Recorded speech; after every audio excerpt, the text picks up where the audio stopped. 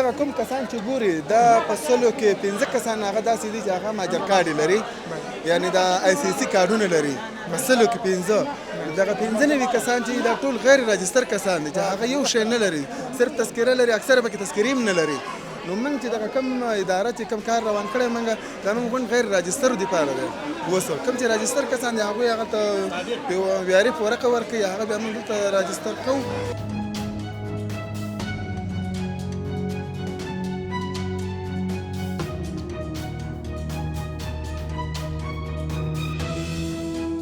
دا ټول اسلامي امارت خپلې خاصې بودیجې څخه د کمیسارۍ په توسط باندې کاوه چې د کمیسارۍ مجاهدینو دا خدمت کاوه.